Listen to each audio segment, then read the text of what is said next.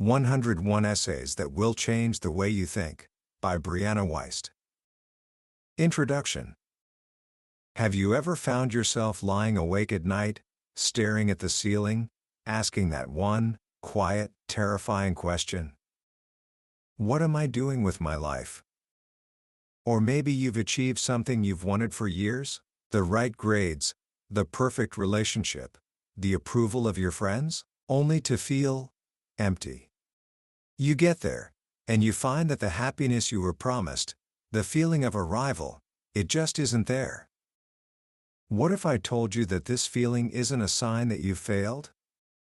What if it's a sign that you've been playing the wrong game all along? And what if I told you that you are psychologically incapable of predicting what will make you happy? It sounds strange, doesn't it? We spend our entire lives making plans, setting goals, and chasing dreams, all based on the belief that we know what's best for us. But a brilliant young writer named Brianna Wiest came along and put into words what so many of us have felt but couldn't explain.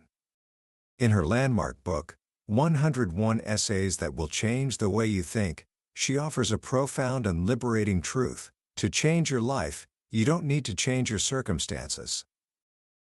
You need to change your mind. This isn't just another self-help book. This is a quiet revolution. It has sold millions of copies and has been translated into dozens of languages, not because it offers easy answers, but because it asks the right questions. Wiest doesn't give you a map, she gives you a compass, and teaches you how to read it for yourself. She reminds us of an ancient wisdom that we seem to have forgotten. The quality of your life is determined by the quality of your thoughts. Today, we're going to journey through the core lessons of this incredible book. We won't just skim the surface, we're going to dive deep into the very architecture of your own mind.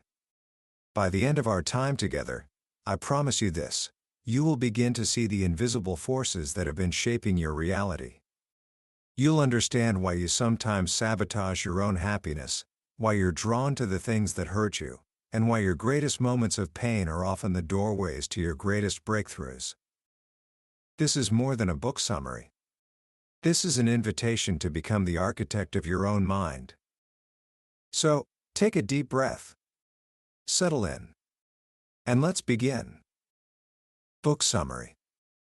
To understand the journey we're about to take, we have to start with a truly radical idea, one that forms the foundation of everything Brianna Wiest teaches. And it's this: your brain is not designed to make you happy. It's designed to keep you safe. And it does that by seeking one thing above all else: the familiar. Think about it. When you imagine your future, what do you see?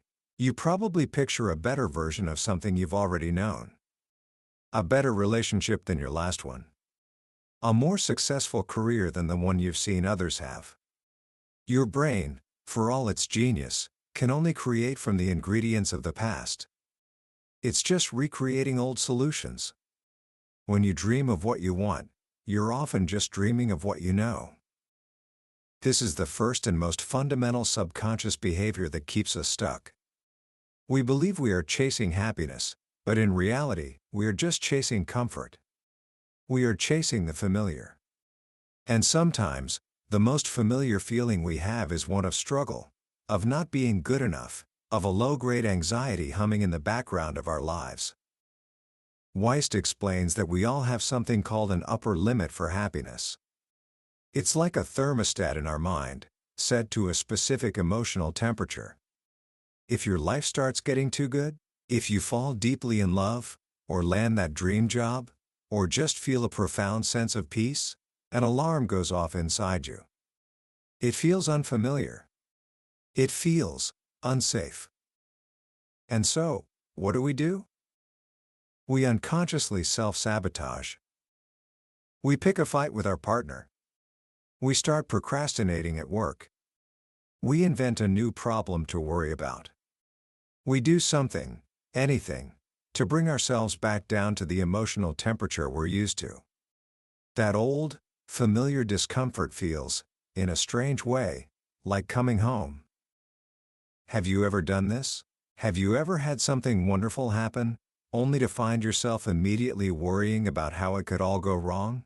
That is your upper limit, your internal thermostat, kicking in. You are holding yourself back from the very joy you claim to want, not because you don't deserve it, but because it's unfamiliar territory for your brain.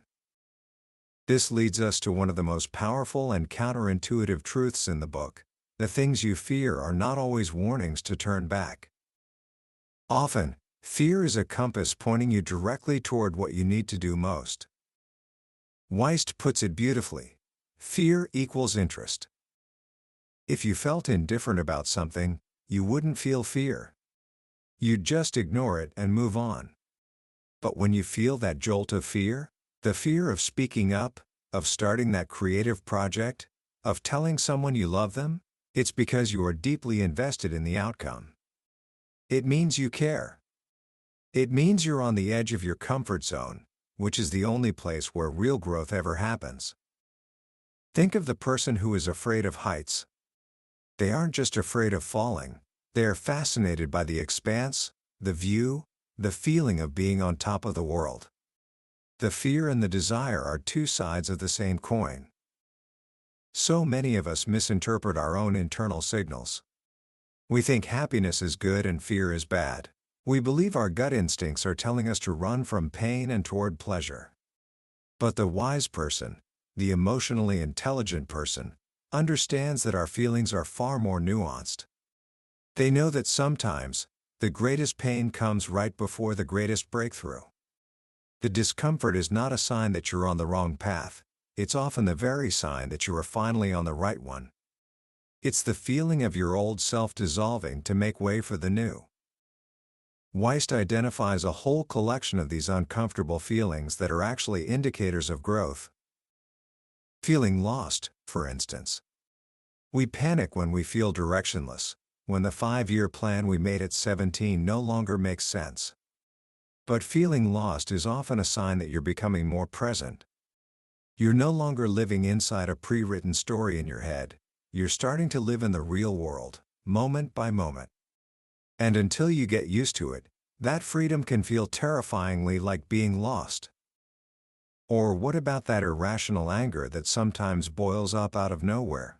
That's not you being a bad person. That's often a suppressed part of you finally demanding to be heard. It's the anger of realizing you've let yourself be walked on, or that you've been living a life that isn't true to who you are. That anger is a powerful fuel for change, if you learn to listen to it instead of suppressing it. This is the beginning of emotional intelligence. It's not about getting rid of bad feelings. It's about understanding what they're trying to tell you. Your sadness is telling you that you are still attached to something that needs to be let go. Your anxiety is telling you that you are resisting the flow of life, trying to control something that you cannot. Your guilt is telling you that you believe you have done something wrong in someone else's eyes. And your shame is telling you that you believe you are something wrong in someone else's eyes. These feelings are not your enemies. They are your guides. They are messengers from your deeper self. For years, we're taught to numb them, to ignore them, to think positive and push them away. But, as Wiest warns, you cannot selectively numb emotion. When you numb the pain, you numb the joy. When you numb the fear, you numb the excitement. You are either open to the entire spectrum of human experience, or you are closed off from it. The emotionally strong person isn't someone who never feels pain. They are someone who has developed the courage to feel anything. They know that, at the end of the day, the worst thing that can ever happen to you is just a feeling, a sensation in your body. It will not kill you. It is temporary. Once you realize this, you become free. You stop running. You stop building your life around the avoidance of pain, and you start building it around the pursuit of meaning. And this brings us to another central pillar of Wiest's philosophy, the profound difference between how your life looks and how your life feels. Our society, especially with the rise of social media, has become obsessed with the aesthetics of a happy life. We curate our lives to look good from the outside. We chase the job title, the perfect wedding photo, the vacation that will look amazing on our feed. We create a story, a narrative of success, and then we try to live up to it. But as so many of us discover, a life that looks good on paper can feel empty on the inside. This is because we've been taught to pursue outcomes, not processes. We want to be a writer, but we don't want to embrace the daily process of writing. We want to be in love, but we resist the daily process of being a loving and vulnerable partner. We want to be successful, but we despise the daily process of the work it takes to get there. The truly fulfilled person understands a secret: success is not a destination you arrive at. It's falling in love with the process. It's finding joy in the journey. It's learning to appreciate the simple, ordinary moments that make up the vast majority of your life. Your life is not the highlight reel. Your life is the Tuesday morning when you're drinking your coffee. It's the commute to work. It's the conversation with a friend. It's the quiet moment before you fall asleep. If you are waiting for the big moments to be happy, the graduation, the wedding, the promotion, you will spend almost your entire life waiting. The art of living is learning to find the extraordinary in the ordinary. This requires a radical shift in thinking. It requires letting go of the need for external validation. One of the most liberating truths Wiest shares is this: the happier you are with a decision, the less you need other people to be. When you are truly aligned with your own path, you no longer need applause. You no longer need permission. You are living from a place of inner truth, and that is a source of strength that no one can ever take away from you. Of course, this is easier said than done. Our minds are incredibly powerful, but they are also deeply conditioned. We are filled with what psychologists call cognitive biases, glitches in our thinking that distort reality. There's confirmation bias, where we only listen to information that supports what we already believe. There's negativity bias, where we pay far more attention to bad news than good news. A single criticism can outweigh 100 compliments. There's projection, where we assume that other people think and feel the same way we do. We see the world not as it is, but as we are. And then there's one of the most common and destructive biases: extrapolation.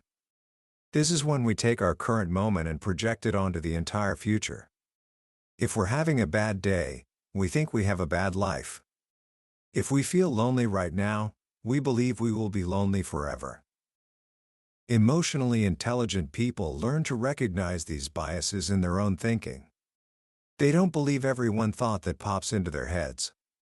They learn to be objective observers of their own minds. They can have a negative thought and say, "Ah, that's just my negativity bias kicking in," without letting it define their reality.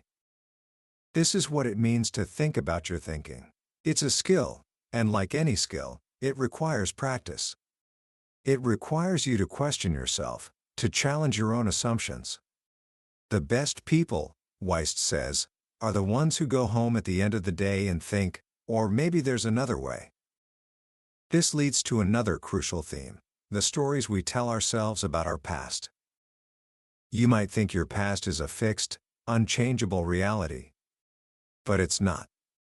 Your perception of your past changes as you change. The memories you choose to focus on, the meaning you assign to them, that is what defines you.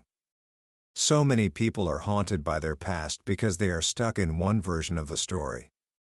They see their past failures as proof that they are a failure. They see their past traumas as a life sentence of pain. But as you evolve, you can learn to see how the things you thought were roadblocks were actually pathways. The heartbreak that you thought would destroy you actually taught you what you truly need in a partner and opened you up to a greater love.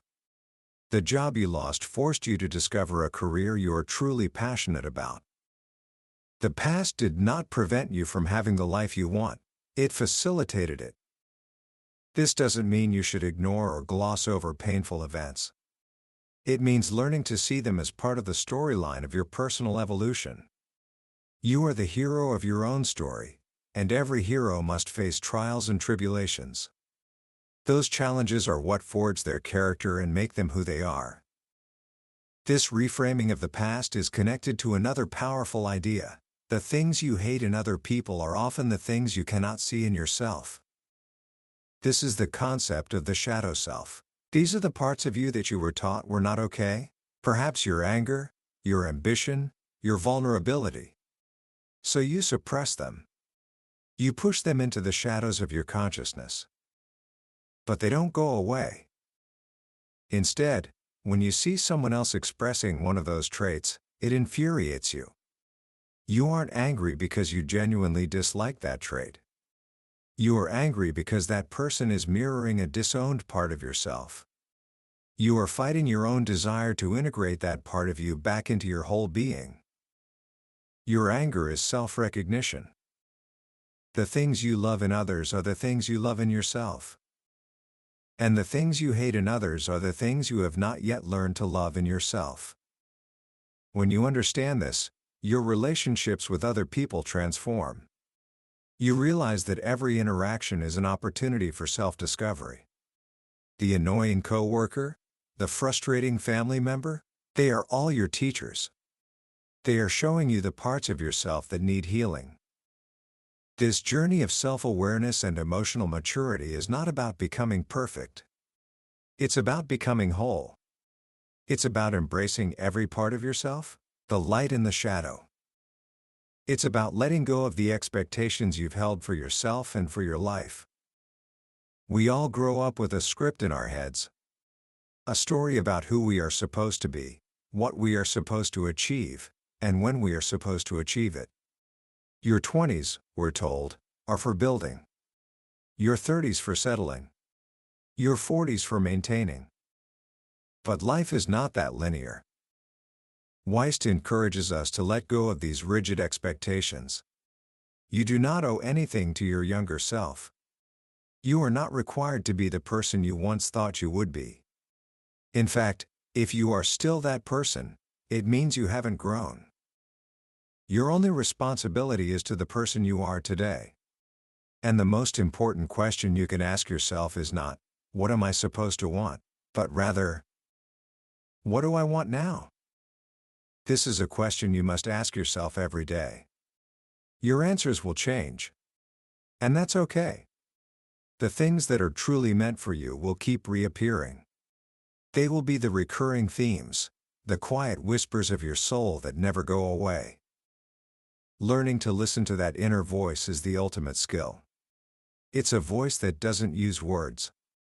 It speaks in feelings, in gut instincts, in subtle nudges. It's the inexplicable pull toward a certain person, a certain place, a certain creative pursuit. The things that are truly right for you will rarely require a long list of logical justifications. They will simply feel right. They will feel like coming home.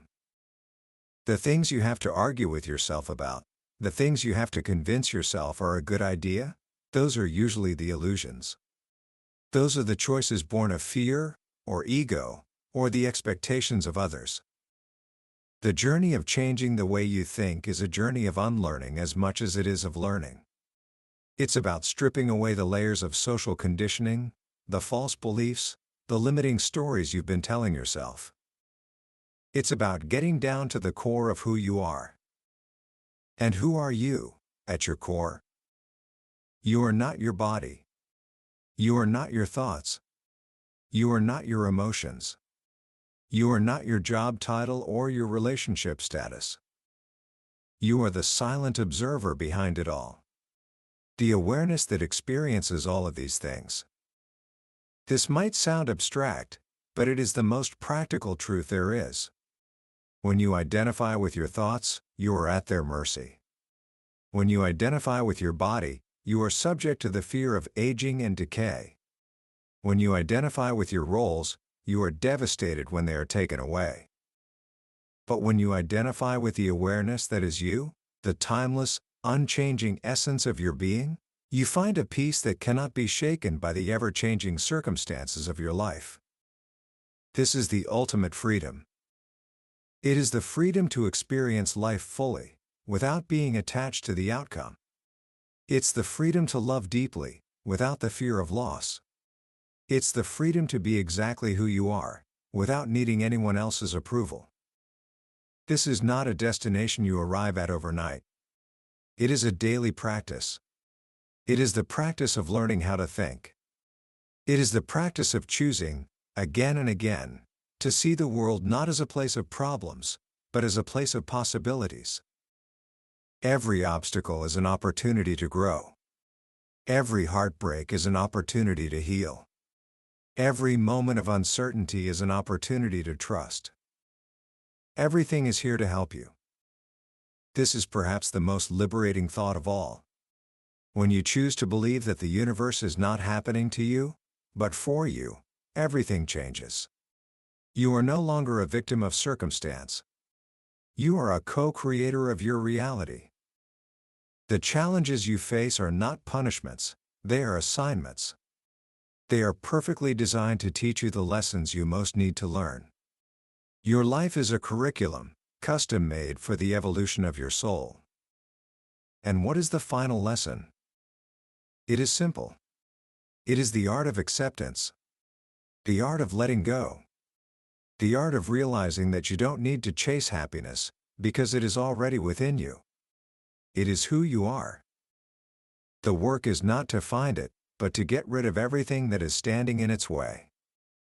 And that is a journey worth taking. Commentary.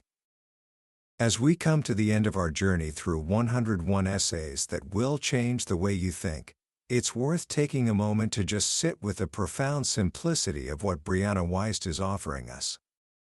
In a world that is constantly shouting at you to be more, to do more, to have more, this book is a quiet, steady voice that whispers a revolutionary truth. You are already enough. The happiness you seek is not in the next achievement, the next relationship, or the next purchase. It is here, now, in this moment, waiting for you to simply become aware of it. What makes this book so powerful, especially for someone your age, is that it gives you permission. Permission to be uncertain. Permission to feel lost. Permission to change your mind. Permission to be a work in progress. It dismantles the immense pressure that our culture places on young people to have it all figured out. The truth is, nobody has it all figured out. And the wisest people are the ones who are most comfortable with that fact. They understand that life is not about arriving at a final answer, but about learning to live gracefully with the questions. The ideas we've talked about today, learning to observe your thoughts, understanding your emotional signals, embracing discomfort, redefining your past, are not just interesting psychological concepts. They are practical tools for living a more meaningful and peaceful life. They are the keys to unlocking a kind of inner freedom that no amount of external success can ever provide. If there's one core lesson to take away from this book, it is this: your primary relationship is with yourself. Every other relationship in your life is simply a reflection of that one. The way you talk to yourself, the way you treat yourself, the degree to which you accept and love yourself, that sets the standard for everything else. So, how can you start putting these ideas into practice today? Not tomorrow, not next week, but right now? Here are a few simple gestures you can make. First, get a notebook. Tonight, before you go to sleep, just answer one question from the book. What would I do if I knew nobody would judge me? Don't censor yourself. Just write. See what comes out. This is the first step in learning to listen to your own inner voice. Second, for the next 24 hours, practice the art of noticing. Pick one simple, ordinary thing: the taste of your morning coffee, the feeling of the sun on your skin, the sound of your own breathing, and just for a moment, give it your full, undivided attention. This is the beginning of learning to live in the present moment, which is the only place life ever truly happens. And third, Practice a little self-kindness. The next time you hear that critical voice in your head telling you that you're not good enough, or that you've made a mistake, I want you to pause. And I want you to ask yourself, what would my wisest, kindest friend say to me right now? And then, say that to yourself. You have to be kindest to yourself, Wiest says, when it seems least deserved. That was a journey through the key ideas of 101 Essays That Will Change the Way You Think by Brianna Wiest. We've explored some incredible territory together today, but a summary, no matter how detailed, is like looking at a photograph of a beautiful landscape. The real magic happens when you decide to walk through that landscape yourself. The true power of this book isn't just in the ideas, but in the way Wiest's writing makes you feel seen and understood. If anything we've discussed today has struck a chord with you, if it has sparked a little flame of recognition in your soul, I encourage you to grab a copy. Reading it isn't just about learning. It's an experience that can genuinely shift the way you see yourself and the world around you. You can find a link to the book in the description below. Also, if you found this summary valuable and it gave you something to think about, please show your support by hitting that like button and subscribing to the channel. That way, you won't miss our next exploration into another life-changing book from the billionaire's bookshelf. Your support helps us continue to bring these powerful ideas to more people. Let's keep growing together.